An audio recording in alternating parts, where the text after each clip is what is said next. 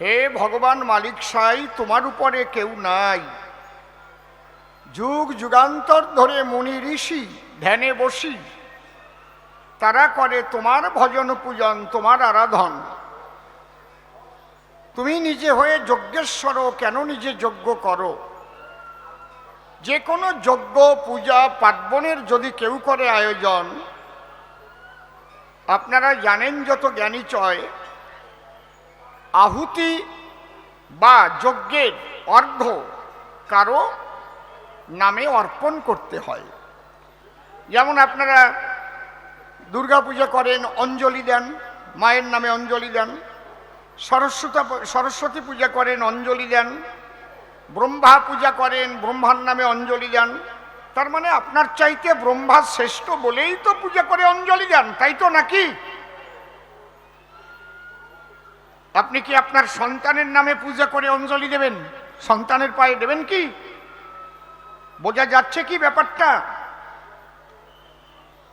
তাহলে ভগবান যদি সবার চাইতে শ্রেষ্ঠ হয়, তাহলে সে যজ্ঞ করে অর্ঘ্যটা দেবে কারে, কে আছে তার উপরে, এইটা জানতে চাই। তার উপরে কে আছে? এটা কিলিবিলি। প্রশ্নটা বুঝতে পারছেন তো এবার? তাহলে কৃষ্ণের উপরে আছে কে বা কৃষ্ণ করবে কার সেবা? যাকে অর্ঘ্য দিতে করেছে যজ্ঞের আয়োজন, এই প্রশ্ন উত্থাপন করে তারপরে আর একটা প্রশ্ন করে যে কুরুক্ষেত্র যে যুদ্ধ হলো তাতে কৌরবরা গেল মরে, তুমি পাণ্ডব পক্ষ করলে সমর্থন। এই পৃথিবীর মানুষ যারা একটা কথা জানে, তারা ভগবান নিরপেক্ষ থাকে সর্বক্ষণ। তাহলে তুমি থাকবা নিরপেক্ষ, তা না থেকে নিলে তুমি একটা পক্ষ। কার পক্ষ? অগ্নিপতির পক্ষ। কৃষ্ণের বোনের সঙ্গে বিয়ে হয়েছে অর্জুনের, সেদিকে কৃষ্ণ জগৎপতি, অর্জুন তার ভগ্নিপতি, আর এদিকে দুর্যোধন তার বিয়াই হয়। কৃষ্ণের ছেলে দুর্যোধনের মেয়েকে বিয়ে করেছে বলে বৈবাহিক সম্পর্ক। তাহলে এখানে তুমি ভগ্নিপতির দলে গেলে আর বিয়ের বংশ শেষ করে দিলে, এতে কোনো পাপ টাপের জন্য কি যজ্ঞের আয়োজন করলে কৃষ্ণ নিল দলে? তুমি কেন একটা পক্ষ নিলে? আবার রাধারানী কেন ধুলায় পড়ে ভাসে চোখের জলে? রুক্মিণী সত্যভামা, রাধার সঙ্গে কি তাদের হয় উপমা? তাদের তুমি স্বর্ণ সিংহাসনে বসতে দিলে, আর রাধা ভাসে চোখের জলে। তাহলে ওরা বড় না রাধা বড়? এর মীমাংসা করো। প্রশ্নগুলো বুঝাতে পারলাম আপনাদের? বলুন ঠিক আছে তো? প্রশ্ন ভালো করে না বুঝলে জবাব কিচ্ছু বুঝতে পারবেন না। এই ফুটো ড্রাম ট্রামে কাজ হবে না। লুঙ্গি উঁচু করে নল সহ 14 টাকা, পিছন দিয়ে আর একজন করিয়ে ফাঁকা, বলে ফুটো ড্রাম, এই জন্যে কম দাম। ভগবান কোনোদিন ফুটো ড্রাম না।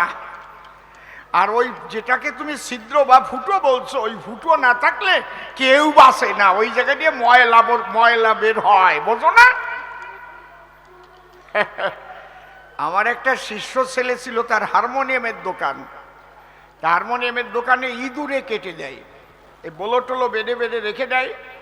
আমাকে বলছে, বাবা এটা কি দিয়ে কি করা যাবে? আমি বললাম, একটা কাজ করো, ইঁদুরের মধ্যে বড় ইঁদুরটাকে ভালো করে কায়দা করে ধরো, ধরে ওর গুজ্জর দ্বারে ফেবিকুইক মারো, আটকে দাও যাতে পায়খানা বন্ধ হয়ে যায়। বলে তাতে কি হবে? বলে খেলা দেখতে পারবা। ঠিক ও তাই করলো। বড় ইঁদুর একটা ধরে একদম ফেবিকুইক দিয়ে জোড়া দিয়েছে ওর গুজ্জর দ্বারে। পায়খানা যদি না করতে পারে, ও তখন পাগল হয়ে ঘোরে, ইঁদুর যেটা পায় সেইটারে কামড়ায় কামড়ায় মারে। যা ইঁদুর ছিল ঘরে সব কয়টারে মেরে নিজেও মরে আসে চিত হয়ে পড়ে। তাহলে ওনারে দরকার কি? গেল কোন জায়গায় উনি? ওনারে ওই গুজ্জির দ্বারে ফেবিকুইক দেব মেরে। ফুটো ডিরাম বলে কৃষ্ণের, আগে গান গেয়ে নেই, জবাব দেই, তারপরে নারদকে ধরব। হা হা হা, সব ঠিক আছে, কমাবেন না। দোতার একটা বড় বাক্স আর একটু দেন। বাহ, হরিবল হরিবল।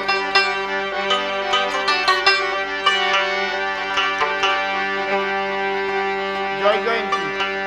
দাদা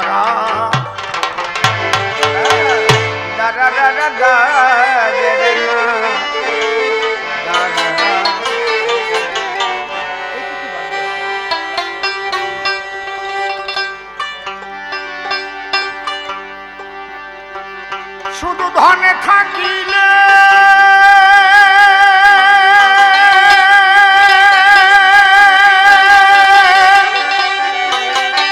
ভাই দেখুন, শুধু ধন থাকিলে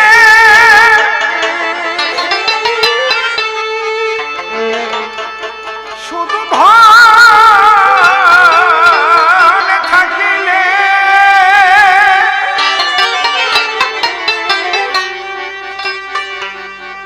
শুধু ধন থাকিলে হয় না ধনী।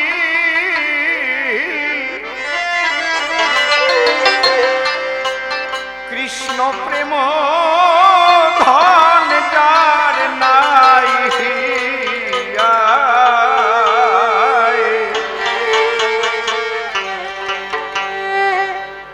কে বা ধনী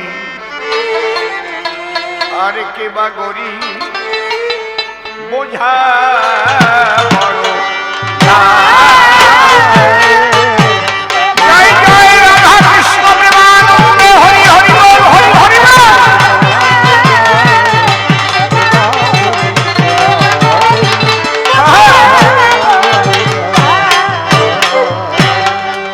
লেডিস পারবে। শুধু ধনে থাকিলে হয় না ধনী, ধন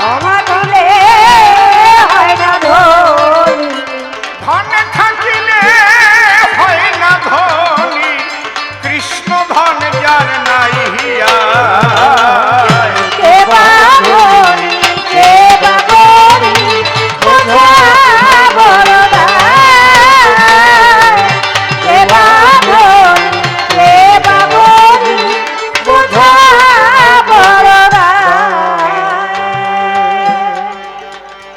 রাধা কৃষ্ণের যুগল পদ্ম হৃৎপদ্মে করে আরাধ্য, শুদ্ধ চিত্তে প্রণতি জানাই। একটু বেশি আছে। সাধু গুরু বৈষ্ণব হেরিয়ার যত পুরুষ নারী, আমার ভক্তিপূর্ণ প্রণাম গ্রহণ করিবেন সবাই। মনরে একবার হরি বল, এ নাম দুর্বলের বল। নাম বিনে কি আছে বলে ভব সংসারে। যে জন করে হরি চিনতে, হরি করে তার চিনতে, অন্তে জীবকে নিয়ে যায় সে ভব সিন্ধু পারে। তাই বলি মন রসনা, তেজে বিষয়ে বাসনা। কেলে সোনা রূপা সোনা করো সার। ওই যে হরি দীনবন্ধু, পাইলে তার কৃপা বিন্দু। প্রেমানন্দে হরি বলে ভাব সিন্ধু হবে পার।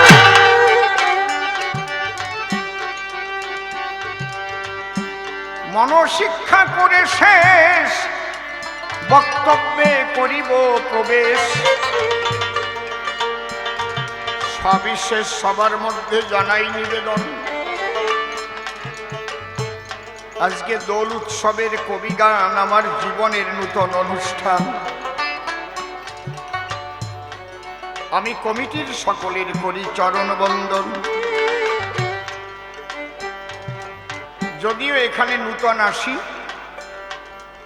সকলের অকৃত্রিম ভালোবাসাবাসী, দলমত নির্বিশেষে আমার কাছে আসি। তারা যে ভালোবাসা আমাকে দেয় আমি মনে রাখবো তা চিরদিনই, তাদের কাছে চিরঋণী। ভালোবাসার কাছে ভগবানও ধরা পড়ে যায়। আমি প্রার্থনা করি রাধা মাধবের পদনখরে, হে রাধা গোবিন্দ, এদের ইহকাল এবং পরকাল উভয় দিক তুমি দিও মঙ্গলে পরিপূর্ণ করে। প্রভু দিও না তুলো চরণ। হরি হরি বল। আমি নিবেদন করি তোমাকে, এরা যেন সুখে শান্তিতে থাকে। ছোট ছোট পাশাপাশি আমরা বাস করি সর্বজন।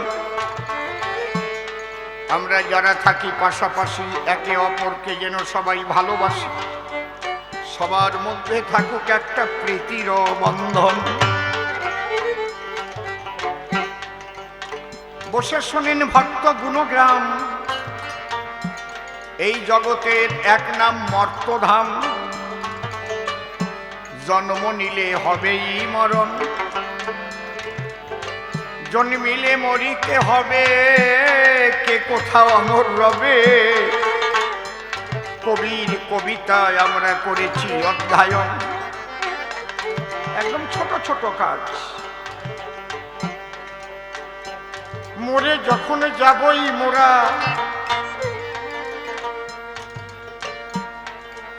কেন হৃদয় থাকবে না ভালোবাসায় ভরা।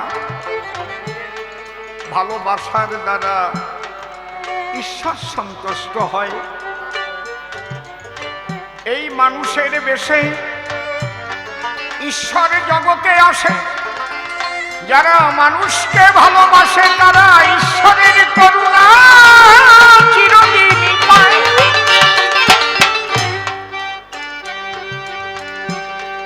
তাই ছেড়ে দিয়ে হিংসা দেশ, ভালোবাসবো আমার জন্মভূমি আমার দেশ।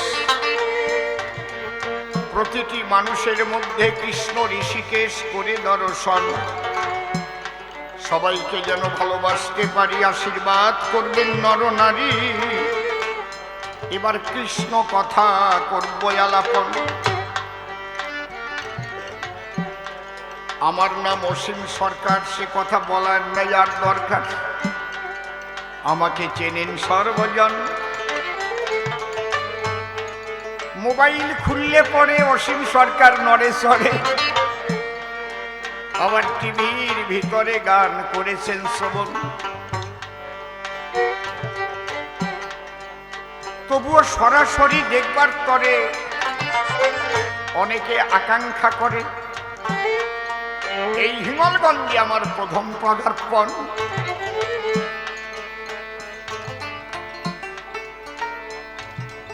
আজকে হিঙ্গলগঞ্জে নূতন আসি, মনটা বড় খুশি খুশি। তারপর শ্রীকৃষ্ণের ভূমিকা করেছে অর্পণ। এইবার অসীম সরকার নাম ছেড়ে শ্রীকৃষ্ণের ভূমিকা ধরে নারদের প্রশ্নের জবাব দিতে আমার আকিঞ্চন। প্রণামিয়া কৃষ্ণের পায়ে যাচ্ছি তার ভূমিকায়। সে যেন তার কথা কয়, হে শ্রীমধুসূদন, তুমি আমার কথা নিও। তুমি জগতের জীবের পরাণ প্রিয়। গ্রহণ করিও অসীমের এই হৃদয় আসন। নড়াচড়া করেন না, নড়লে আমি ঠিক পাই। 51 বছর গান গাই। অসীম নামটি করে নাশ, আমি নাম ধরিলাম কৃষ্ণ পীতবাস। এই যে ছন্দে ছন্দে বলি যে বচন, ছন্দগুলো নয় মুখস্থ, এগুলো থাকে না পকেটস্থ। যখন তখন সব ব্যস্ত হয়। এই জন্যে আমরা চারণ কবি আঁকি নিত্য ছন্দের ছবি। দেশ বিদেশে এই কবি গান গাই। আপনাদের আশীর্বাদ নিয়ে মাঠে দুবাই, লন্ডন, আমেরিকাতে বিভিন্ন দেশে আমরা এই গান করি পরিবেশন আমার কি করতে হবে? ছোট্ট ছোট্ট কাজ। আজকে অসীম নাম দিয়ে ছেড়ে শ্রীকৃষ্ণের ভূমিকা ধরে হলাম দণ্ডায়মান দণ্ডায়মান দণ্ডায়মান। নারদ মুনি আমার ধারে এসে যে প্রশ্ন করে, হে কৃষ্ণ তুমি যজ্ঞ করো কেন? তোমার চেয়ে বড় কেশে কোথায় আছে কোন বেশে? নারদ আমার চেয়ে বড় আমার নাম, নামের চেয়ে ভক্ত বড় প্রেমানন্দে হরি বল।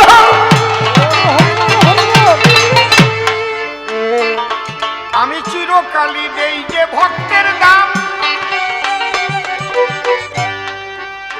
কোটি কোটি টাকা থাকলেই ভক্ত হয় না, সোনার আসনে বসা থাকলেই ভক্ত হয় না, ভক্তি না থাকলে তারে ভক্ত পাই না। এই জন্য আমার প্রথম গান কি, শুধু ধনে থাকিলে হয় না ধনী, ধন থাকিলে হয় না ধনী, ধন থাকিলে হয় না ধনী, কৃষ্ণ প্রেম ধন যা নাই হিয়া। দেবা ধনী দেবা গরি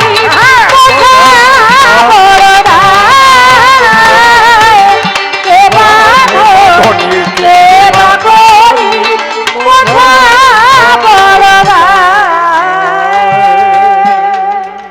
পার্থিব ধন টাকা করি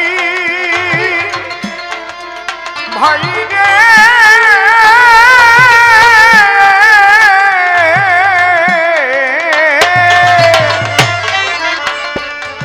ও ভাই রে, অর্থ সম্পদ বিষয় বাড়ি, যেতে হবে একদিন সকল ছাড়ি, লইয়া বিদায়।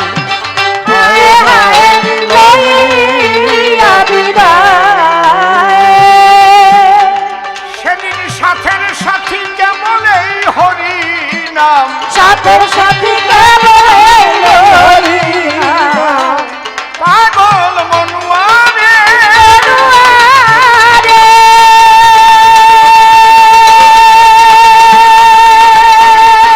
বাবা বাবা।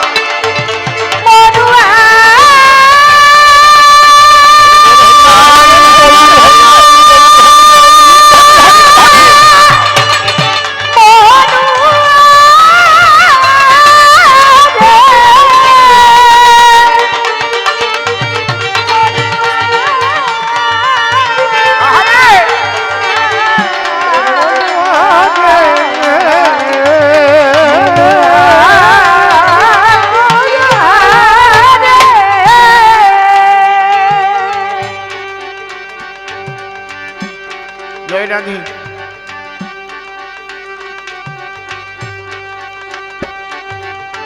হ্যালো,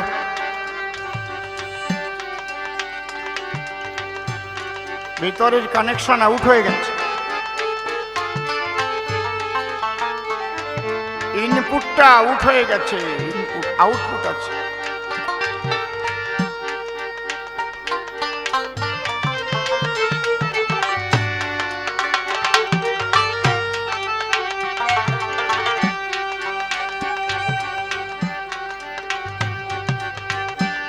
রাধে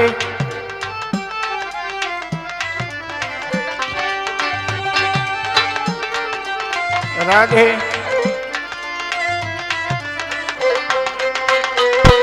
রাধে, জয় রাধে জয় রাধে জয় রাধে।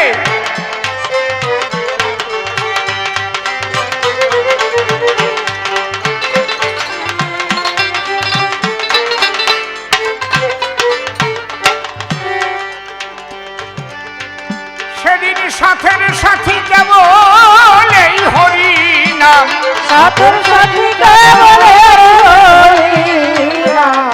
সাথের সাথী কেবল এই হরি নাম, ধন সম্পদ কি সঙ্গে যায়। দেবা ধনী দেবা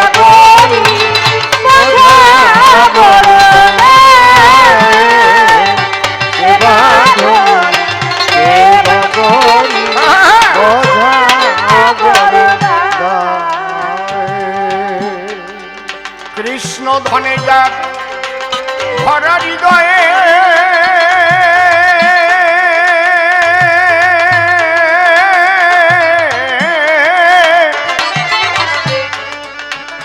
কৃষ্ণ ধনে যার কৃষ্ণ ধনে যার ভরা হৃদয়ে সে যে বড় ধনীর নয়, তার সঙ্গে তার তুলনা হয় সারা বিশ্বময়।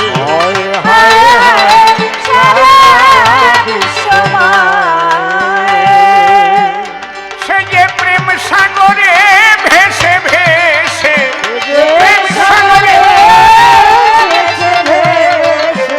সে যে প্রেম সাগরে ভেসে ভেসে মহানন্দে ঢেউ খেলায়।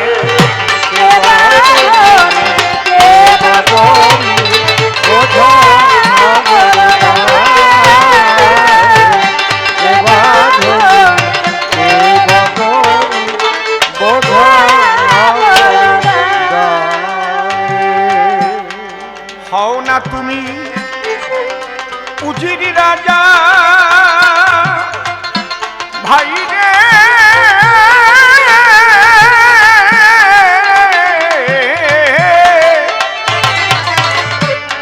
ওই শ্মশান ঘাটে একই সাজা, বুঝবে তখন কেমন মজা হবে ভস্মময়।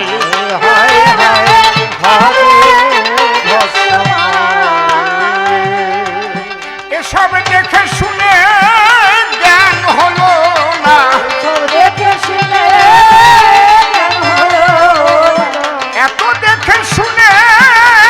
জ্ঞান হলো না, অধম অসীম রইল ঘোর মায়া।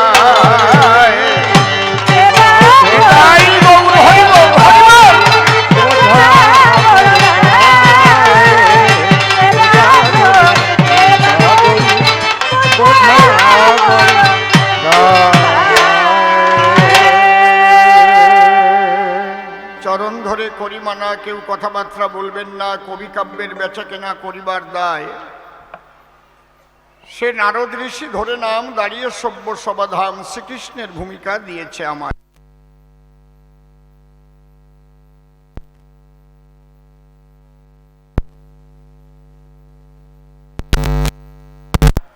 তার উত্তর দেবারই আশায় অন্তরে আমার আছে ভাবো, এবার আরো বিশ্লেষণ করব আমি কৃষ্ণ হয়ে যজ্ঞ কেন করি প্রভাস তীর্থের গায়ে।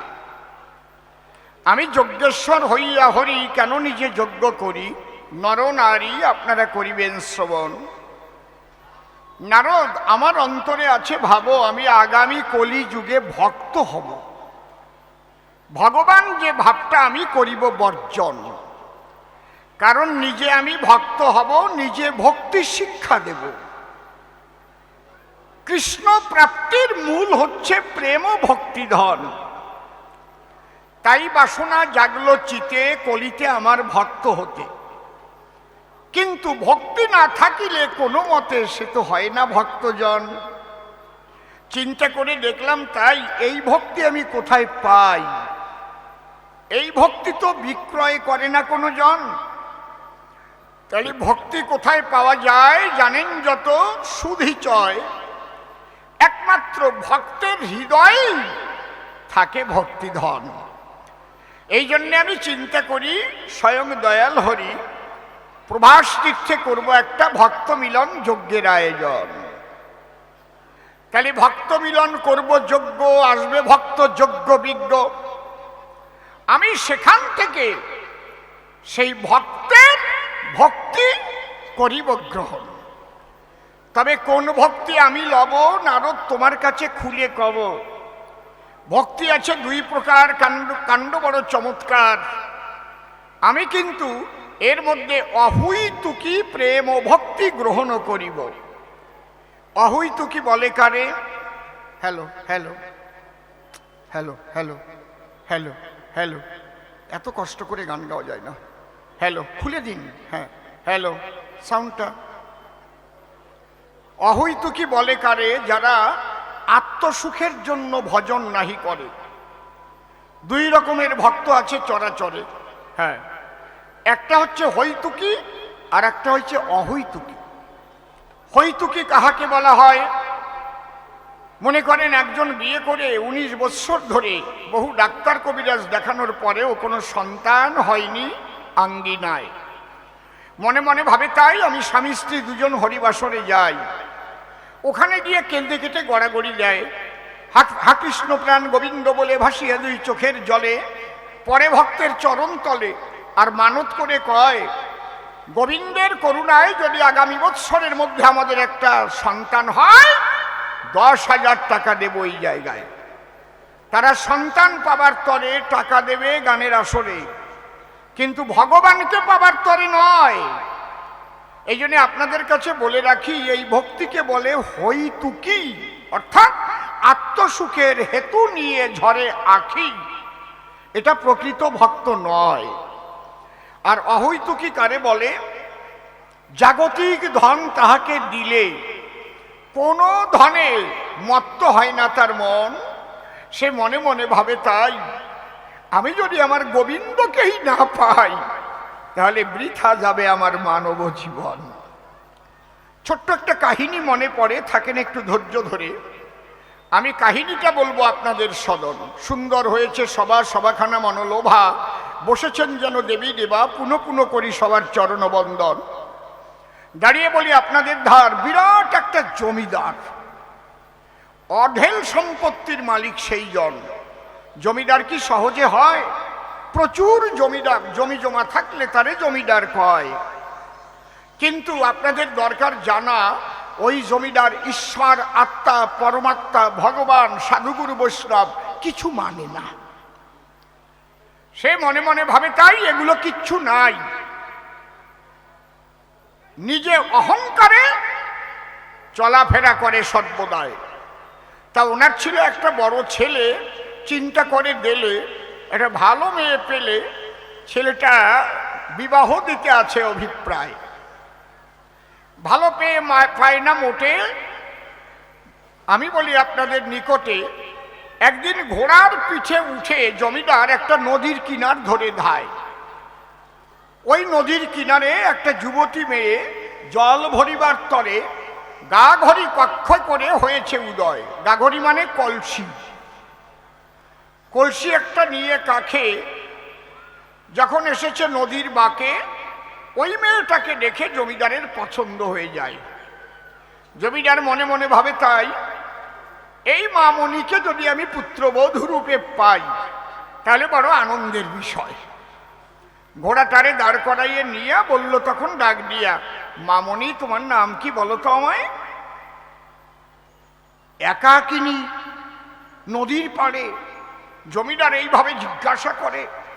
নারীর তো লজ্জার ভূষণ আছে শরীরে, মস্তক অবনত করে মানে মাথা নিচু করে তখন নামটা প্রকাশ করে।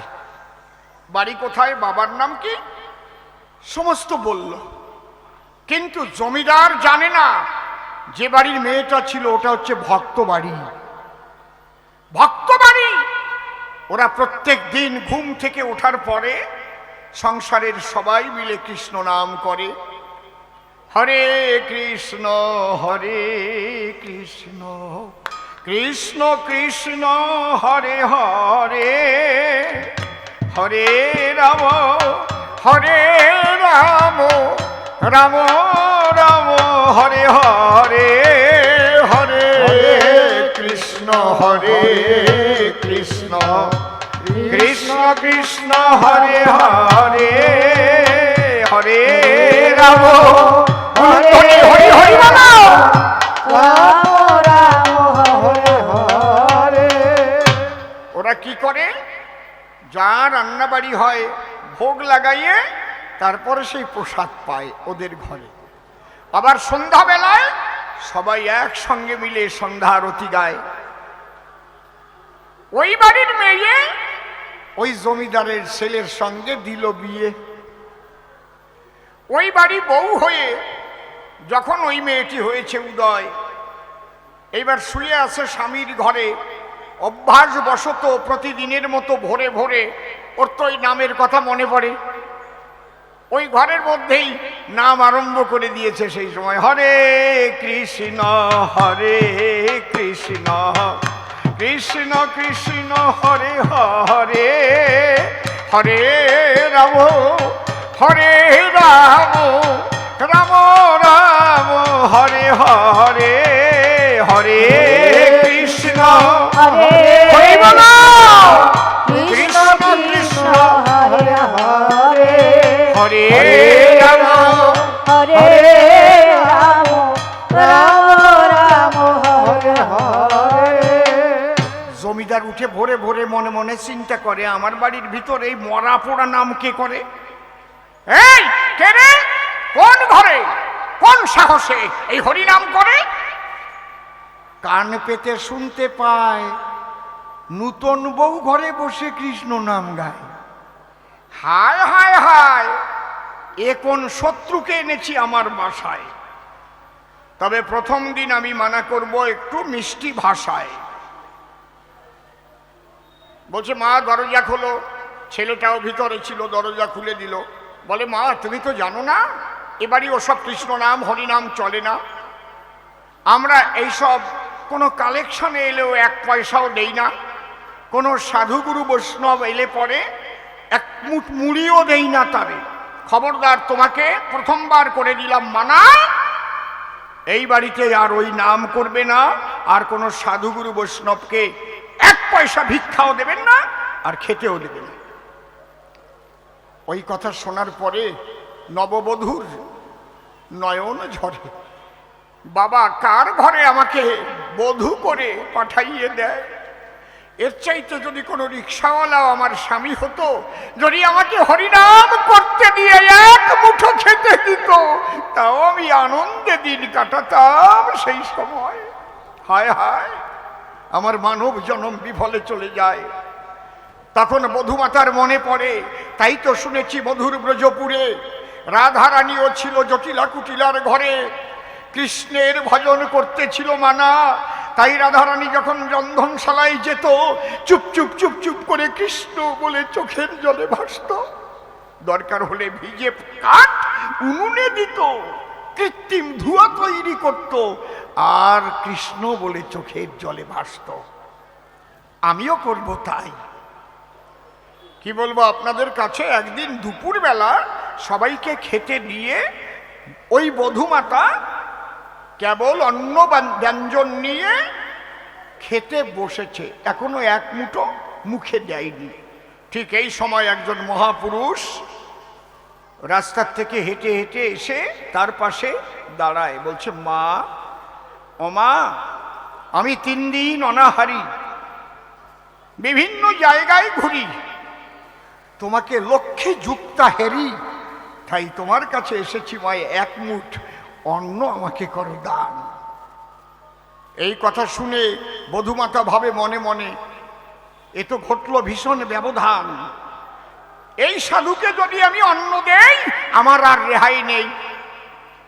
আমার শ্বশুর মশাই জমিদার আমাকে ক্ষমা করবে না, আর এই বাড়ি থেকে এখনই আমার হতে হবে প্রস্থান।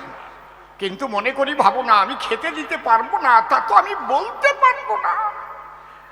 আমি যে ঘরের মেয়ে, যে ঘর থেকে জমিদারের ঘরে দিয়েছে বিয়ে, আমার বাড়িতে, আমাদের বাড়িতে এমন কোনো দিন নাই কোনো বৈষ্ণব গিয়ে এক মুঠো সেবা পায় নাই।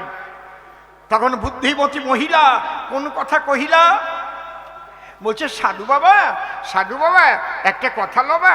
কি? আমরা এই বাড়িতে পুরাতন খাই, আমাদের বাড়িতে নূতনের আমদানি নাই। যেই এই কথা বলে, একটু মিষ্টি হাসি দিয়ে সাধু বাবা আস্তে আস্তে চলে। কিন্তু ওই কথা জমিদার কর্ণমূলে করেছে শ্রবণ। হঠাৎ জমিদার এসে ডাক দিয়ে বলেছে বধূমাতার পাশে, মা, কি বৌমা, এই যে সাধু এসে তোমার কাছে এক মুঠ অন্ন চায়, তুমি তাকে অন্ন দেবে না সে কথাও বললে না, কিন্তু তুমি দুটো বাক্য উচ্চারণ করার সঙ্গে সঙ্গে সাধু হেঁটে যায়। তুমি বললে, সাধু বাবা, আমরা এ বাড়িতে পুরাতন খাই, আমাদের বাড়িতে নূতনের আমদানি নাই। তুমি বা কি বলেছিলে, সাধুই বা কি বুঝে গেল চলে, একটু আমাকে বুঝাও তাই। নববধূ করে মানা, বাবা আপনি শুনতে চাইবেন না, এটা শুনলে এই বাড়িতে আমাকে আর রাখবেন না, এখনই আমাকে বাড়ি থেকে দেবেন বিদায়। জমিদার বলে তাই, আমি কথা দিলাম তোমার ঠাই, এই প্রশ্নের উত্তরের জন্য আমি তোমাকে তাড়াবো না। তাই তাহলে আমি অধিকার পাবো, আমি বলবো? হ্যাঁ বলো।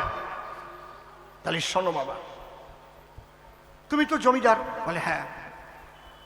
এই জীবনে কতটুকু জমি খরিদ করেছো বলো আমার ধার? বলে 100 টাকা কিনি নাই। তাহলে কেমন জমিদার আমি শুনতে চাই। বলে আমার বাবা জমিদার ছিলেন, আমার ঠাকুরদাদা জমিদার ছিলেন, তার বাবা জমিদার ছিলেন, আমি জমিদারের ছেলে হয়ে করেছি জন্মগ্রহণ, এই জন্য আমিও পেয়েছি জমিদারি আসন। বলে বাহ, এত সুন্দর আপনার ভাষণ, তাহলে এগুলো সব পুরানো কামাই, নূতন কিচ্ছু করেন নাই। জমিদার চুপ করে আছে। তাহলে পুরানো খাচ্ছেন, নূতন কিছু করেননি। আচ্ছা বাবা, আপনার বাবা কোথায় গিয়েছে? বলে জানি না। তার বাবা? জানি না। তার বাবা? জানি না। তাহলে তার বাবা, তার বাবা, তার বাবা, তার বাবা, তার বাবা, তার বাবা, তার বাবা, তার বাবা, তার বাবা, তার বাবা, তার বাবা, কত বাবা এলো? সব বাবাই কিন্তু এই জগৎ থেকে বিদায় নিয়ে চলে গেল। ও বাবা, তুমিও তো একদিন মরে যাবা, কোথায় যাবা বলতে পারো? বলে জানি না। আগের জন্মে কি ছিলে বলতে পারো? জানি না। বলে বাবা, আগের জন্মে এমন একটা ভালো কাজ করেছিলে যে কারণে এই জন্মে মানব জন্ম পেলে। কারণ মানব জন্ম অত সহজ জন্ম নয়। 80 লক্ষ জন্ম পরে মানব জন্ম ধরি ভবের হাটে এলাম আমরা করতে দোকানদারি। স্থাবর 30 লক্ষশ্চ জলজনব লক্ষকং ক্রিমিয়া 10 লক্ষশ্চ রুদ্র লক্ষ নৌপক্ষিণ 20 লক্ষস্তু পশুবা 4 লক্ষস্তু মানবা এতে শুভ্রমণাঙ্কিতা দ্বিজোত্তম উপজায়তে মনুষ্য দুর্লভ জনম যদিশা কৃষ্ণ সাধক। বাবা, মানব জন্ম সহজে কি এই জগতে হয়? পূর্ব জন্মের কিছু করা থাকলে ঈশ্বর তাকে মানুষ করে পাঠায়। কত জীব জন্তু পশু পাখি করি দর্শন, আপনি তো একটা মশা হয়েও করতে পারতেন জন্মগ্রহণ।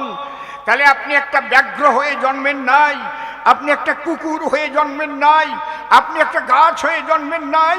আগের জন্মে কত ভালো কাজ করা ছিল, তাই ঈশ্বর মানব করে আপনাকে জগতে পাঠিয়ে দিল। কিন্তু আপনি যে কি বলে এসেছিলেন ঈশ্বরের ঠাই, তা আপনার মনে নাই। আপনি মানুষ হয়েছেন, এটা আপনার পুরানো কামাই। কিন্তু এরপরে আপনি কি হবেন, কোথায় যাবেন, এটা আপনি ভাবেন নাই। এরপরে যেখানে আপনি করিবেন জন্মগ্রহণ, সেটা বর্তমান কর্মের দ্বারাই নির্ণয় করবেন সেই পতিত পাবন নিত্য নিরঞ্জন ব্রহ্ম সনাতন। যে যেমন কর্ম করে আসি এই চরাচরে, কর্ম ফল অনুসারে সে পুনর্জন্ম পায়। মানুষ হয়ে কেউ যদি সর্পের মতো কর্ম করে সর্পজনিতে পাঠায় তারে, মানুষ হয়ে কেউ যদি অজের মতো কর্ম করে, অজ মানে পাঠা, তাহলে ওই জনিতে পাঠিয়ে দেয় তারে, তাই না? এই জন্য মানুষ হয়ে যদি মা বোনদের উপর অত্যাচার করে, তাহলে সে আর মানব জন্ম পায় না চরাচরে, অজ জনিতে পাঠায় দেয় তার আত্মাটারে। বাবা, ও বাবা, তাহলে এর পরের জন্মে কোথায় যাবেন সেইটা কি একটু ভাবেন? তাহলে ওই জন্ম যে ভালো জন্ম পাবেন তেমন কোনো নূতন কাজে বাড়িতে নাই। নাই হরিনাম সংকীর্তন, নাই সাধুগুরু বৈষ্ণব সেবন, এ বাড়িতে কোনো কীর্তন সাধু সেবা কিছুই নাই। এই জন্য আপনি খেয়ে গেলেন পুরানো কামাই, নূতন কিছুই করেন নাই। আমি এইটুকু বুঝাবার তরে ডাক দিয়ে বলেছিলাম সাধুর ধারে, সাধু বাবা আমরা পুরাতন খাই, এ বাড়িতে নূতনের আমদানি নাই। সাধু বুঝে নিল, তাই সাধু ভাবলো আমি যাই। বৌমা যখন এইভাবে বুঝিয়ে দিল, জমিদারের বিবেকে দংশন হলো। তাই তো, বৌমা তো খুব ভালো কথা বললো। হায় হায় হায়, আমার মানব জন্মটা বিফলে চলে যায়। তাড়াতাড়ি গিয়ে ঘরে চাবিগুলো নিয়ে করে বৌমার হাতে করে সমর্পণ, ডেকে বলে বধূমাতার ঠাই, আজ তোমাকে আমি গুরু বলে প্রণাম জানাই। তুমি আমার বিবেক রূপী মহাপুরুষকে করেছো জাগরণ। খোকা তুই কোথায় গেলি? একবার আয়, আমরা সবাই মিলে প্রেমানন্দে কৃষ্ণ বলি, হরি বলি। হবে আমাদের নূতনের আয়োজন। সাধু বাবাকে ডাক দিয়ান, সেবার ব্যবস্থা করে দেই গৃহস্থান। আজ থেকে গৃহ সাধু সেবা হবে, কীর্তন হবে, হরিনাম হবে, নূতনের আমদানি হবে, যাতে ভবিষ্যতের পথ পরিষ্কার হয়ে যাবে। এ কথাটি বললাম কি কারণ? বসে শোনেন নারী নরে, আজকে যে আমি ভগবান হয়ে যজ্ঞ করছি প্রভাস তীরে, এটা হচ্ছে নূতনের কামাই করতেছি, কারণ আমি ভক্ত হবার তরে বাসনা করেছি। তাহলে আমি কি হব? ভগবান থাকবো না, ভক্ত হব। তাহলে ভক্ত যদি হতে হয় শোনো দিয়ে মন, সবাই জানে তাহার কিন্তু ভক্তির প্রয়োজন। তাহলে এই ভক্তি কোথায় পাবো নারদ বলো? তাই ভক্ত ছাড়া কারো কাছে ভক্তি তো আর নাই। আমার কাছে বলো দেখি নারদ মহাশয়, ভক্তি কি কোনো দোকানে কিনতে পাওয়া যায়? এই জন্য ভক্ত মিলন যজ্ঞের আমি করলাম আয়োজন। ভক্ত আছে দুই প্রকার শোনো দিয়ে মন, হইতুকি আর ওই হইতুকি দেখো বিচার করে, অহৈতুকি রাধারানী বলি যে তোমারে। রাধার ভাব কান্তি বিলাস আমি নিজে লব, নবদ্বীপে গৌর হয়ে হরিনাম বিলাব। এই জন্যেই যজ্ঞ করি, আমি হয়ে যজ্ঞেশ্বর দয়াল হরি তোমার কাছে প্রকাশ করি নারদ তপোধন। তাহলে এই অর্ঘ্য পাবে কেটা? শোনো তুমি নন্দের বেটা। দেখো একটা দাড়িপালা আমি করেছি রক্ষণ, অন্তরে আমার আছে ভাবো ওই দাড়িপালার পদ্ম ফুলের সঙ্গে সবাইকে ওজন দেব। ওই ওজনের সমান হবে একমাত্র রাধিকারতন। রাধার ভাবকান্তি বিলাস নিয়া কৃষ্ণরূপ ত্যাগিয়া আমি নিজে গৌর হইয়া নবদ্বীপে গিয়ে প্রেমানন্দে করব হরিনাম সংকীর্তন। এবার একখানা গাই গান, বসে শোনেনি জ্ঞানবান। গান কি হলো? কি বলছো? কি যেন দেখালো, আমি তো ঠিক পারলাম না। ঠিক সময় বলে দেব, আগে গান শুনিয়ে নেই, একটু আনন্দ দেই। হরিবল হরিবল হরিবল। আপনাদের ভালো লাগছে তো নাকি? ভালো লাগছে? এখন আমি গল্প বলিনি, আমি কি দুই একটা গল্প বলবো? বলবো, বলতেই হবে একদম। ওই বুড়ো দাদু বলে হ্যাঁ হ্যাঁ, তাই ডাকো তো। বুড়ো মানুষের মধ্যেও কত রস। আরে বুড়ো হলে গেলে কি মানুষের রস শুকায় নাকি?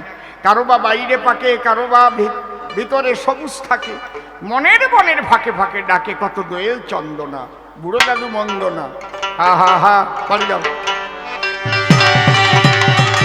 রাধে রাধে।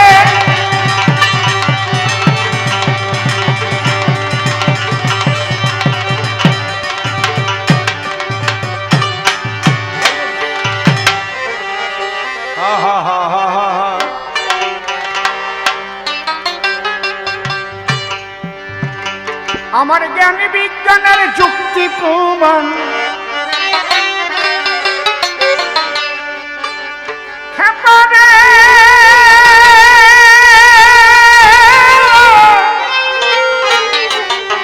নাম পরিবর্তন করে এবার নারদ মুনির ভূমিকা ধরে অসীমবাবুকে ভগবানের ভূমিকায় রেখে আমি কয়েকটা প্রশ্ন করব, তার আসার পথ আমি তৈরি করে দিয়ে যাব। তারপর উনি এসে স্বয়ং ভগবান সেজে আপনাদের মাঝে দাঁড়িয়ে আপনাদের মনের বাসনা পূর্ণ করবেন। আচ্ছা, হরি বল হরি বল হরি বল। জয় জয় রাধা গোবিন্দ প্রেমানন্দে হরি হরি বল মন হরি হরি হরি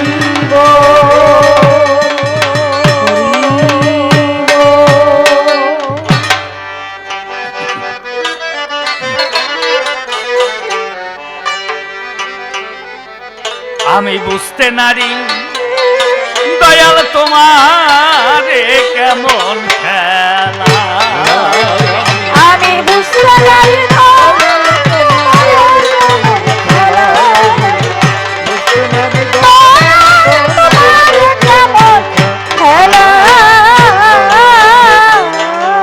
আমি অবাক হয়ে দেখিতে অবাক হয়ে আমি অবাক হয়ে দেখিতে অপূর্ব তোমার লীলা বুঝতে পারি না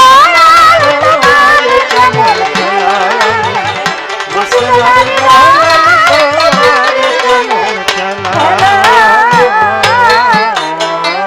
তুমি একবার কারো করাবো আবার করো বেঁধে দিয়ে মিলন বাস ভাই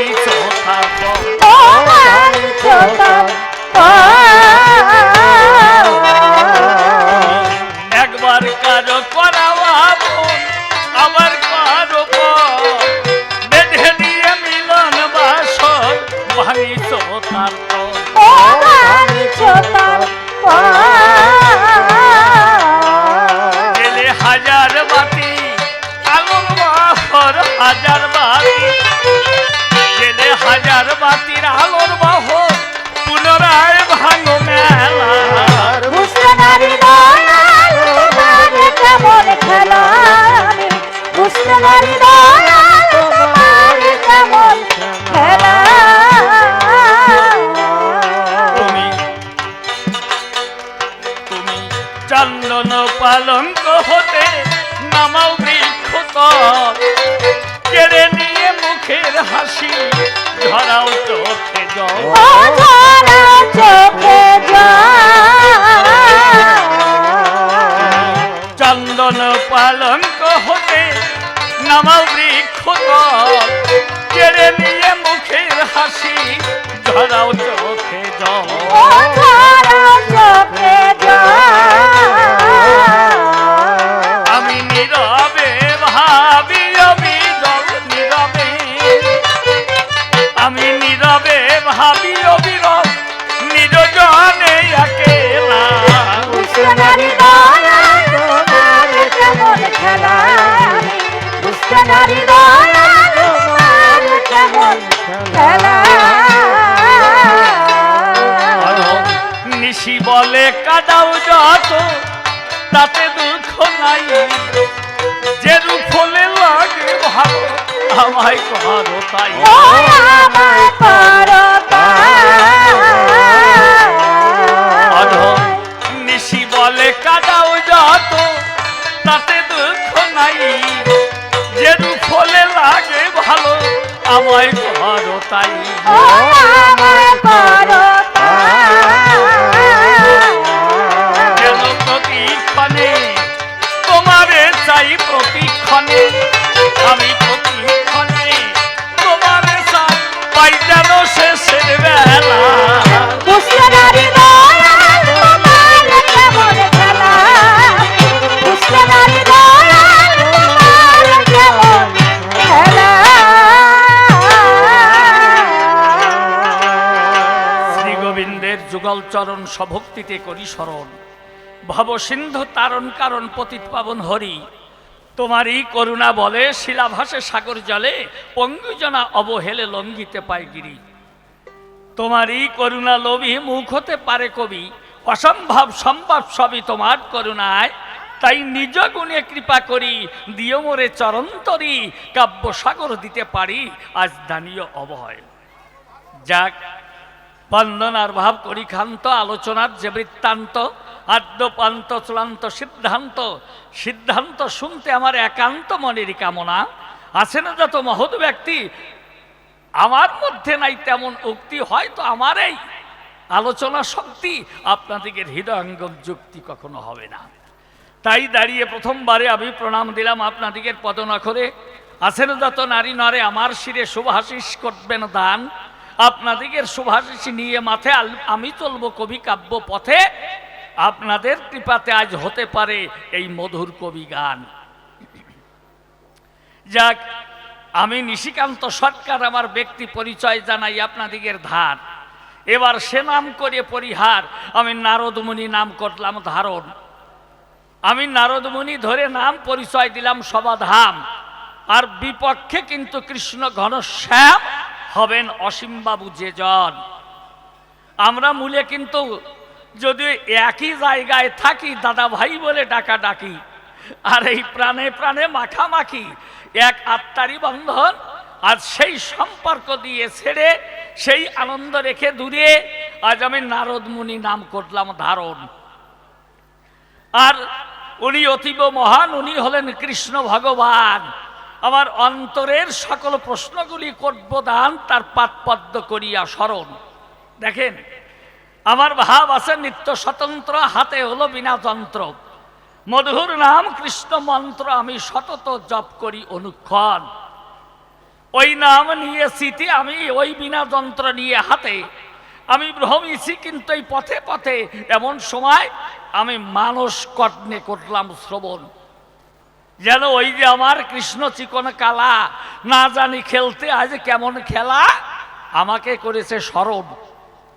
সঙ্গে সঙ্গে আমি মর্তধামে নেমে আসি, আপনাদের কাছে প্রকাশী আমার আরাধ্য ধন কৃষ্ণ কালো শশী। এসে খুঁজতে খুঁজতে দেখি যে দ্বারকায় প্রভাস তীরে এক যজ্ঞের করেছে আয়োজন। দেখেন আমি এত আনন্দ নিয়েছি, এলাম আমার আরাধ্য দেবতা ভগবানের সাক্ষাতে। আর এসে দেখি উনি কৃষ্ণ জগন্নাথে এক যজ্ঞের করেছেন আয়োজন। এইবার আমি ভাবলাম এ কি, এ ভগবানের ব্যাপারটা কি? যিনি বিশ্বের বরেণ্য জন, এই বিশ্বের যত নারী নরে সব কিছু দিয়ে গোবিন্দের পাদপদ্ম পরে একমাত্র করে ভগবানের আরাধন। তাহলে সবাই যার ভজনা করে ভেবে দেখেন জ্ঞানী নরে, আর সে দেখি নিজ নজরে উনি এসে প্রভাস তীরে করেছেন এক যজ্ঞের আয়োজন। দেখলেন ও ভগবান, হ্যাঁ এতকাল তোমাকে দেখলাম কি, আর আজকে এসে তুমি করলেই বাকি। এ ব্যাপারটা কমন। হ্যাঁ তুমি কৃষ্ণ নটবার, তুমি নিজেই হলে যজ্ঞের স্বর। এ বিশ্বের যত নারী নর সবাই করে বন্দনা করে তোমার রাতুল চরণ। বলো দেখি কৃষ্ণ ভগবান, আজ সেই যজ্ঞের স্বরূপ হয়ে তুমি নিজে যজ্ঞ করো কেন? এই আমি প্রথম প্রশ্ন করলাম দান তোমার বন্দিয়া চরণ। এই প্রথম প্রশ্নখানি আমি তোমার শ্রীপাদ পদ্মে ধরলাম টানি। হে কৃষ্ণ চিন্তামণি, তুমি জগতের আরাধ্য ধার, তুমি কৃষ্ণ নটবর, তুমি হলে বিশ্বের বড়। তোমার চেয়ে আর শ্রেষ্ঠ বা বড় নাই কোনো জন। আজ তিনি এসেন প্রভাস তীরে, আপনারাই ভেবে দেখেন অন্তরে এসে করেছেন এক যজ্ঞের আয়োজন। আচ্ছা আপনারা আমারা বলুন দেখি, এ মেনে নেওয়া যায় নাকি? ওই যে কৃষ্ণ কমলাখি, দাদা এই গলাটা আটকে ধরে কেন? একটু হ্যালো, হ্যাঁ একটু ভাসিয়ে দিন। হ্যালো হ্যালো চেক না, সুন্দর মাইক খ্যান, তার চেয়ে ভালো হলো মাইক ম্যান। এই জন্যই বন্দনা করি দাদা আপনার রাতুল চরণ। ভালো মাইক পেলে পরে আমাদেরও আনন্দ জাগে অন্তরে, আর শ্রোতা যারা আসরে তাদেরও বন্দনা করি রাতুল চরণ। কি দেব পরিচয়? মাইক ভালো হলে তারাও আনন্দ পায়, আমাদের দুজনেরই জয় হয়, সুনাম হয়। এই জন্যে আমার রইল আন্তরিক নিবেদন। যাক এভাবে দিয়েছে এইবার ওই যে আমার কৃষ্ণ নটবরে, এ বিশ্ব চরাচরে আমার একমাত্র আরাধ্য ধন। ওই যে আমার অনিন্দ সুন্দর কানাই, আমি বিনা যন্ত্রে সতত তারই নাম গুণগান গাই, তারই করি ভজন সাধন। ওই যে কৃষ্ণ নটবর, যিনি হলেন এই বিশ্ব জগতের বড়, আজ এসে দেখি তিনি করেছেন প্রভাস তীরে যজ্ঞের আয়োজন। এই জন্য বেদনা নিয়ে শীতে আমি এলাম আমার গোবিন্দের সাক্ষাতে। ওই প্রভাসের তীরে দিলাম দর্শন। আমি কৃষ্ণ, ওই যে কৃষ্ণ কালো শশী, উনি অন্তরে নিয়ে খুশি, উনি তো ভিতরে ওই সিংহাসনে নিয়েছেন আসন। তাহলে আমার প্রথম প্রশ্ন করলাম দান, বলো দেখি কৃষ্ণ ভগবান, তুমি এই নিজে যজ্ঞেশ্বর হয়ে এই যজ্ঞ করো কেন? হ্যাঁ কেননা তুমি যদি জগতের বড় হও তাহলে তুমি আমার কাছে খুলে কও, এই যজ্ঞের অর্ঘ্য পাবে কোনজন? এই যজ্ঞের অর্ঘ্য দেবে কারে? তুমি একটু বুঝায় বলো ভাষা ধরে। আমি এই প্রথমবারে তোমার চরণ পরে আমি করলাম নিবেদন। আগে ভেবেছিলাম আমার গোবিন্দ বিশ্বস্রষ্টা, যিনি ভগবান, এই বিশ্বখানা তারই দান, জগতের সবাই তার সন্তান, সবাই করে তার ভজন সাধন। আজকে দেখি হয়ে গেছে ফুটোট রাম। আজকে দেখি যে ফুটোট রাম হয়ে গেছে ভগবান। হ্যাঁ, মানে যার উপরে কেউ নাই। হ্যাঁ, কেননা ভজন করে সবাই, পেতে চায় যার রাতুল চরণ। আজকে তিনি নিজে এসে প্রভাত তীরে এই যজ্ঞ আরম্ভ করে। তা বলো দেখি তুমি দয়া করে, কাকে পাবার জন্য এইরকম পাগল হয়ে এই যজ্ঞের করেছো আয়োজন? নাকি পিছনে কিছু মিছু আছে? হ্যাঁ বাবা, তুমি কি পিছনে কোনো কারণ নিয়ে এই যজ্ঞের কাছে এসেছো দেখিয়ে? নিজের দোষ ত্রুটি বা পা পেড়া বার্তারে করেছো যজ্ঞের আয়োজন? তবে এই ফুটোট রামের কথাটা আগে বলিয়ে যাবো। এই আমার বোনের ভাবো, ভগবানকে কেন ফুটোট রাম বলে করলাম সম্ভাষণ। উনি তো আর ফুটোট রাম নয়, ওই যে কৃষ্ণ জগন্নাথ, উনি আজকে হয়ে গেছেন ফুটোট রামের মতো। কেননা যিনি বিশ্বের উন্নত, তার চেয়ে বড় আর শ্রেষ্ঠ নাই কোনো জন। বলবো গল্পটা বলবো? কেউ তো কোনো কথা বলেন না। না, আপনাদের তেমন শোনার গরজ নাই নাকি? বলবো? আচ্ছা, এইবার আপনাদের যেমন বলারও জোর আছে, নিবেদন করি আপনাদের কাছে এইবার তাহলে আমি বলে যাই। একটা লোক পল্লী এলাকায় বসত করে, খুলে বলি আপনাদের ধারে সহজ সরল মানুষ, ভালো লেখাপড়া করে নাই, এই জন্য সহজ সরল পোশাক পরিয়ে উনি ডাক্তার দেখাতে যাবেন কলকাতার শহরে। উনি গিয়ে এক প্ল্যাটফর্মে হয়েছেন উদয়। ট্রেনে চড়ে যাবে, তো বসিরহাট থেকে ট্রেনে যাবে, অন্তরে নিয়েছে ভেবে, এই জন্যে ভোরবেলায় গিয়ে ওই প্ল্যাটফর্মে বসে রয়। যখনই ফার্স্ট ট্রেন এলো, উনি যেখানে বসেছিল ওনার পোশাকটা কেমন জানেন? এই নিচে শুধু একখানা লুঙ্গি পরা, তাতে আবার ইনার ছাড়া, মানে আন্ডার ছাড়া নিচে কিছু পরে নাই, শুধু একখানা লুঙ্গি পরা আছে জানাই আপনাদের কাছে। আর একটা হাফ শার্ট গায়ে দিয়েছে, হাতা কাটা, বুক ফাড়া, তার আবার মাঝখানে দুটো বোতাম নাই। কাপ সারা দেখেছেন, কাঁথা কাপড় মারা।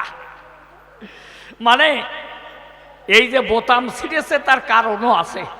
আমি বলি আপনাদের কাছে, ওনার হলো হ্যাঁসা পেট, যেন ফারাক্কার গেট, এইরকম হ্যাঁসা পেট। ওই পেটের তাড়নায় ওই বোতাম ধরিয়ে রাখতে পারে নাই। এই হলো চেহারা। তা উনি ওইভাবে বসে আছেন, যেখানে বসে আছেন ট্রেন এসে থেমেছে, সামনেই হলো লেডিস কম্পার্টমেন্ট। উনি তো সহজ সরল মানুষ, একেবারে অজপাড়া গায়ের মানুষ, লেখাপড়া শেখে নাই, এজন্য লেখাপড়াও জানে না। ওটা যে লেডিস কম্পার্টমেন্ট লেখা আছে তা বুঝতেও পারে নাই। ওই ভোর রাত্রি এখনো কোনো লেডিস আসে নাই, উনি সরাসরি উঠে গিয়ে বসে আছে। সিট আর হেলান দিয়ে বসে আছে। আর এই ভোরবেলার একটা ঠান্ডা ঠান্ডা ভাব, শীতল বাতাস যখন লাগে গায়ে, উনি কিন্তু এইভাবে মৃদুমন্দ দোলায় ঘুম এসে গেছে। তা সিটের পরে বসে এইভাবে চিতে ঘুমিয়ে আছে, মাথা সিটের পরে এইভাবে বাঁধিয়ে দিয়ে ঘুমিয়ে পড়েছে। ট্রেন যখনই আরো কিছু দূর কি অগ্রসর হলো, এদিকে সকাল হয়ে গিয়েছিল, হঠাৎ এক স্টেশন থেকে 3 মহিলা এসে হাজির হয়েছে। ওরা যখন ওই কম্পার্টমেন্টে ঢুকতে চায়, লেডিস কম্পার্টমেন্টে যখন যায়, উঠতে গিয়েই দেখতে পায় জেন্টস একজন বসে আছে, মানে পুরুষ মানুষ বসে আছে। তা ওই 3 জন মহিলা, ওনাদের একজন একটু বয়স্কা, আর দুইজন হলো একেবারে নবীনা যুবতী। ওরা তো উঠতে গিয়েই ওই ভদ্রলোককে দেখতে পেয়ে একে অপরের দিকে চোখ ইশারা দিচ্ছে, বোঝেন না, ওদের যৌবনের ধাক্কা। এই জন্যে ওই একে অপরের দিকে সে যেই চোখ ইশারা দেয়, মাঝখানে ওই যে বয়স্ক মহিলা দেখে টের পায়, ইশারায় করেছে মানা, এই খবরদার কিছু বলিস না, দেখিস না উনি বাবার বয়সী লোক, এই জন্যে কিছু বলিস না এই জায়গায়। ওরা তাই শোনে নাকি, ওরা দুইজন গিয়ে ওই ভদ্রলোকের দুই দিকে দাঁড়িয়েছে। ও তো ঘুমিয়ে আছে, ওইভাবে নাক ডেকে ঘুমায়। একজন কানের কাছে মুখ নিয়ে বলছে, ও দাদা, দাদা আপনার এই ড্রামটা কত নিয়েছে? যেই বলেছে ড্রামটা কত নিয়েছে, ওনার ঘুম ভেঙে গেছে, উঠে ভাবছে কি হলো, হ্যাঁ একেবারে জল তরঙ্গের মতো রিমঝিম শব্দ করে কি বেজে গেল। এমন সময় সে দেখে যে দুই পাশে দুইজন দাঁড়িয়ে আছে, ভাবে কি যমদূত নাকি? আবার চিন্তা করে না, যমদূত তো আর মেয়ে নয়, তারা তো পুরুষ, বলিষ্ঠ চেহারা, এ হতে পারে না। এখন মনে করছে কি যেন বলল, ও ড্রামটার কথা বলেছে, তা আমি তো কোনো ড্রামটা মানি নাই। এদিকে ওদিকে তাকায়, একটু সিটের নিচে তাকায়, ওরা দুইজন টের পায় যে উনি তো বোঝে নাই। আগে একজন বলেছিল, দাদা আপনার ড্রামটা কত নিয়েছে, এইবার আর একজন গিয়ে একেবারে কাছে এই পেটে ওই যে ভুঁড়িতে এভাবে খোসা মেরে বলছে যে, ও দাদা আপনার এই ড্রামটা কত নিয়েছে। যখন ওইভাবে খোসা দিয়ে জোরে যেই কানের কাছে মুখ নিয়ে বলে যে এই ড্রামটা কত নিয়েছে, উনি লাভ দিয়ে উঠেছেন, রাগ হয়ে গেছে গায়ে, কি আমার নাতনির বয়সী আর আমারে নিয়ে করে হাসাহাসি। লাভ দিয়ে উঠে দাঁড়িয়ে ওরা জিজ্ঞেস করেছে এই ড্রামটা কত নিয়েছে। আপনাদের মনে আছে তো যে ওনারে কি পরা, একটা মাত্র লুঙ্গি, ইনার ছাড়া, মানে আন্দাজ ছাড়া। তা উনি তো লাভ দিয়ে উঠে দিয়ে ঝাড়া ওই লুঙ্গির নিচের খোট ধরে উঁচু করিয়ে দেখায় বলতিছে যে এই নল সহ 14 টাকা। যেই বলেছে নল সহ 14 টাকা, ওরা দুইজন হয়ে গেছে বোকা। লজ্জা পেয়ে যখন ফিরে যেতে চায়, ওই বয়স্ক মহিলা বসেছিল, মনে মনে চিন্তা নিল, তাই তো আমার তো হয়ে গেল পরাজয়। উনি তাড়াতাড়ি এইবার এগিয়ে গিয়ে উনার পিছন ধারে দাঁড়িয়ে ওই পিছনের থেকে লুঙ্গি উঁচু করিয়ে ধরিয়ে নিয়ে মাথা নিচু করিয়ে কয়, যে ফুটো ড্রাম, এই জন্যই এত কম দাম। ফুটো ড্রাম, এই জন্যে এত কম দাম। তা বাবা এত দাম কমায় ফেলে না, হ্যাঁ তুমি কৃষ্ণ ভগবান, তোমার হলো অনেক মান, তুমি এই বিশ্বের সমাহার, তোমার চেয়ে শ্রেষ্ঠ আর কেহ নাই। ভাই এতদিন সকলের বড় ছিলে, আমার কাছে বলবে খুলে, আজকে কেন এই প্রভাস তীরে এলে, আর কিসের জন্য তুমি যজ্ঞের আয়োজন করেছো এই জায়গায়, বলো এই যজ্ঞের অর্ঘ্য পাবে কে? আজ তুমি বলবে আমাকে, এই আমার প্রথম প্রশ্ন, এইবার দ্বিতীয় প্রশ্নে হইব উদয়। দেখেন আমার মনে হয় কি তা জানেন, আমার মনে হয় যে উনি বোধহয় কুরুক্ষেত্রে যুদ্ধেতে ছিলেন, অর্জুনের সারথি হয়ে কুরুক্ষেত্রে যুদ্ধে গিয়ে এক পক্ষে হলো কৌরব আর এক পক্ষে ওই পাণ্ডবগণ, এক পক্ষে পাণ্ডব আর এক পক্ষে ছিল শত কৌরব। এরা একই বংশের লোক, এরা যদিও সম্পর্কে ভাই ভাই, তবুও সম্পত্তি নিয়ে করিয়ে বড়াই যুদ্ধ আরম্ভ হয়ে যায়।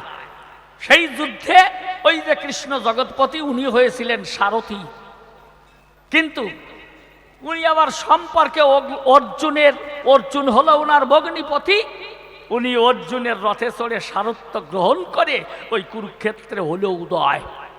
সেইখানে শত কৌরব মারা গেল, আরো ভারতবর্ষের অনেক রাজন্যবর্গ মারা গিয়েছিল, এত লোক মারা গেল তখন ওই জায়গায়।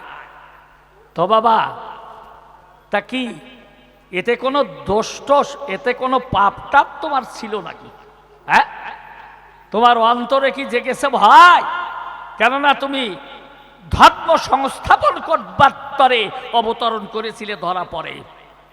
আর এইখানে কুরুক্ষেত্র যুদ্ধের পরে আত্মীয়করণ করে অর্জুনের রথে দাঁড়িয়ে তুমি কৃষ্ণ রসিকের সময় কুরুপক্ষকে ধ্বংস করে তুমি পঞ্চ পাণ্ডবকে আশ্রয় দিলে চরাচরে। আমার মনে হয় যে এই এত লোক যেখানে মারা গেছে, এত রক্তারক্তি, এত মারামারি, এই রক্তক্ষয়ী মহাযুদ্ধ হয়, এতে তোমার বুকে জেগেছে অনুতাপ। নিশ্চয়ই মনে হয় এর জন্য তোমার সৃষ্টি হয়েছে পাপ। তুমি পাপ এড়ানোর জন্য যজ্ঞ করছো এই জায়গায়। আমারে দোষ দিয়ে না, কেননা আমি নারদ মুনি, আমি আমার বাপেরও ছাড়ি না। আমি উচিত কথা বলি সব সময়, এই জন্য আমারে কেউ ভালো দেখতে পারে না। যদিও আমি সতত ওনার ভজন করি, ওই যে আমার শ্যামল বংশীধারী, উনিও তেমন খুব একটা আমারে ভালোবাসে না। যাই হোক, তাহলে এই কুরুক্ষেত্র যুদ্ধে তোমার কোনো পক্ষপাতিত্ব দোষ ছিল কিনা একটু ভালোভাবে করবে বর্ণনা। এইবার প্রশ্ন হলো দুইখানা, আর একখানা প্রশ্ন না করলেই নয়।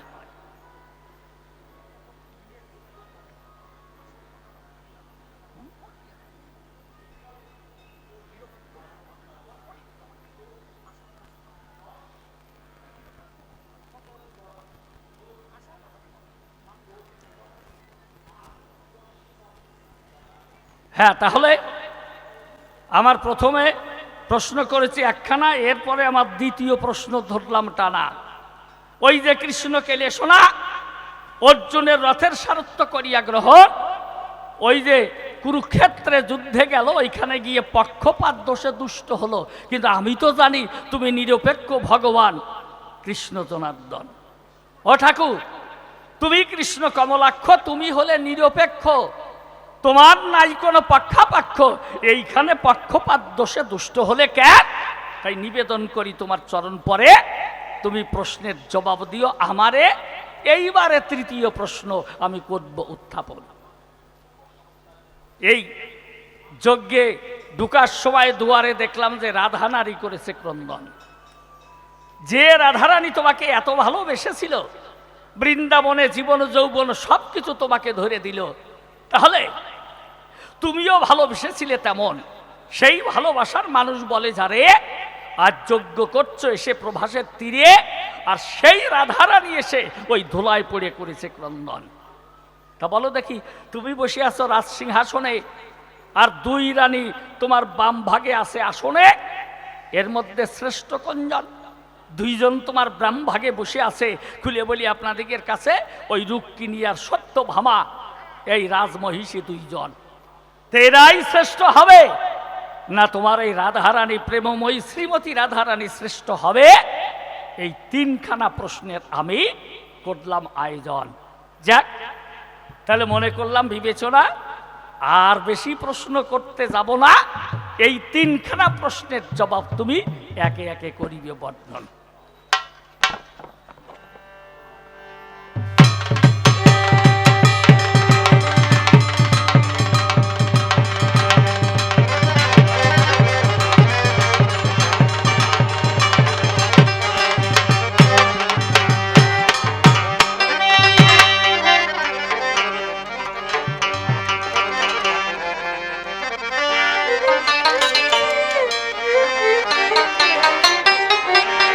আমি তোমাকে যে পাবো দয়াল সে আশা মোর ভুল। আমি তোমাকে যে পাবো দয়াল সে আশা মোর ভুল। আমি তোমাকে যে পাবো দয়াল সে আশা মোর ভুল। ও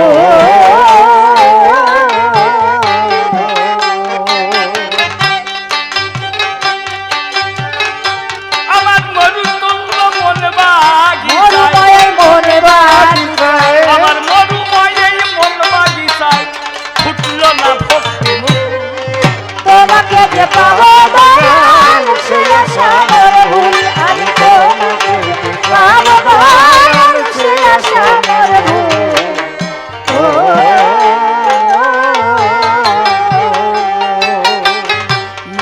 আমার ধর্মের বলি ওরে কর্মেতে নাই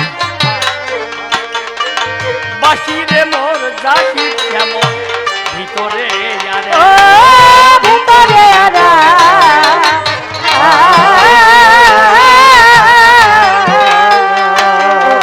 আমার মন মুখে রয় ভীষণ মন ফারাক। মুখের ভীষণ ফারাক আমার মন মুখে রয় ভীষণ ফারাক জাকজমকে রই মন তোমাকে যে পাবো দয়াল সে আশা মোর ভুল আমি তোমাকে যে পাবো দয়াল সে আশা মোর ভুল ও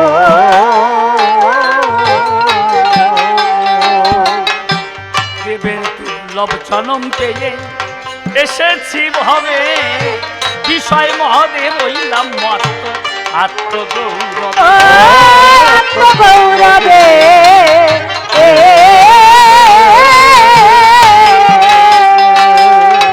দুর্লভ মানব জনম পেয়ে আসিলাম হবে বিষয় মহদেব হইলাম মত্ত আত্মগৌরবে আত্মগৌরবে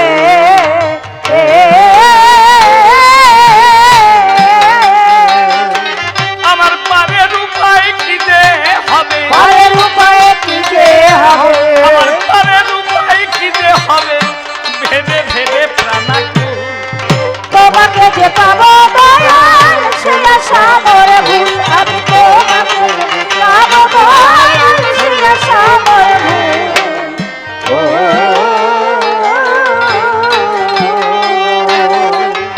অবহেলায় কেটে গেল সারা কি জীবন একদিনও না তোমার গ্রামে ছোটল মোট ও ঝরল মোর নয়ন ও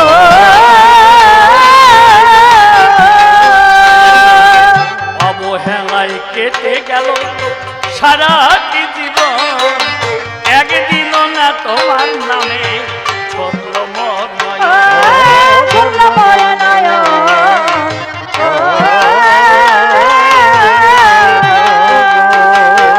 যদি ধরতাম সাধু গুরুর ধরতাম চরণ, সাধু গুরুর চরণ যদি ধরতাম সাধু গুরুর চরণ অকুলেতে পেতাম ফুল। তোমাকে যে পাবো দয়াল সে আশা মোর ভুল আমি তোমাকে যে পাবো দয়াল সে আশা মোর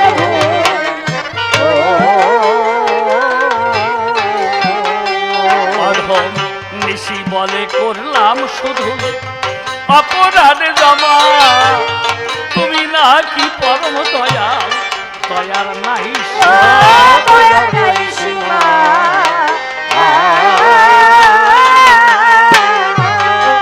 অধম নিশি বলে করলাম শুধু অপরাধ জমা তুমি না কি পরম দয়াল দয়ার নাই সীমা দয়ার নাই সীমা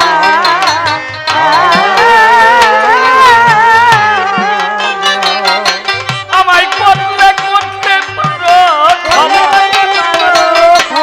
আমায় করলে করতে পারো ক্ষমা সেই ভরসায় রয়ে থাকি। তোমাকে যে পাবো দয়াল সে আশা মোর ভুল আমি তোমাকে যে পাবো দয়াল সে আশা মোর ভুল তবে আর বেশি কথা বলবো না এইখানে ছেড়ে দিব কাব্যই আলোচনা ওই যে আমার ওই কৃষ্ণ ভগবান তিনখানা প্রশ্ন আমি করলাম তারে দান তিনি সমাধান করিবেন অর্পণ আপনারা অন্তরে তাই করিবেন ধারণ এই জন্যই মনে মনে করি বিবেচনা অন্য ভিন্ন কথাই আর বলবো না সভাতে আছেন যত সভাসদজন একে একে প্রণমিব তোমাদের চরণ একে একে প্রণমিব সকলের চরণ সভাতে আছেন যত মাতৃজাতি আপনাদের চরণে জানাই প্রণতি আপনাদের চরণে জানাই প্রণতি তবে আর বেশি কথা বলবো না অল্প অল্প ছেড়ে দিব কাব্যই আলোচনা এই পর্যন্ত করি ক্ষান্ত রাধাকান্ত শরী প্রেমানন্দে ভক্তবৃন্দে বলুন